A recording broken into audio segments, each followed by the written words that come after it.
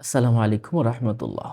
যে ব্যক্তিকে শয়তান খুব বেশি ওয়াসওয়াসা দেয়, সে ব্যক্তি এই আমলটা করলে তার ভিতর থেকে প্ররোচনা ওয়াসওয়াসা চলে যাবে এবং সে মুক্তি পাবে। শয়তানের প্ররোচনা থেকে মুক্তি পাবে। শয়তানের প্ররোচনা খুব কঠিন।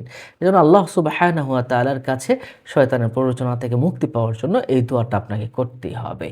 কোরআন শরীফে একটি আয়াত আছে, আপনি এই আয়াতটা পড়তে পারেন অথবা শুধু আউযু বিল্লাহি মিনাশ শাইতানির রাজিম পড়তে পারেন। আয়াতটা কি? রব্বি আউযু বিকা মিন হামাযাতিশ শায়াতিনি ওয়া আউযু বিকা রব্বি আন ইয়াহদুরুন। এই আয়াতটা পড়বেন। আপনি সকালে, দুপুরে, সন্ধ্যায় আয়াতটা পড়লে শয়তানের প্ররোচনা থেকে আপনি সম্পূর্ণ মুক্তি পেয়ে যাবেন। এই আয়াতটা পড়বেন। এছাড়াও আপনার আরেকটা আমল আছে, আল্লাহ সুবহানাহু ওয়া তাআলার একটি নামের আমল আছে আল মুকসিতু। আ এই নামটি আল মুকসিতু বা ইয়া মুকসিতু, এই নামটি যদি আপনি সবসময় জিকির করেন, তাহলে শয়তানে তাকে কোনো ওয়াসওয়াসা দিতে পারবে না। তার এবাদতে কোনো ওয়াসওয়াসা আসবে না। এবং তার বিপদ-আপদ আসবে না। শয়তান থেকে সে সম্পূর্ণরূপে হেফাজত থাকবে।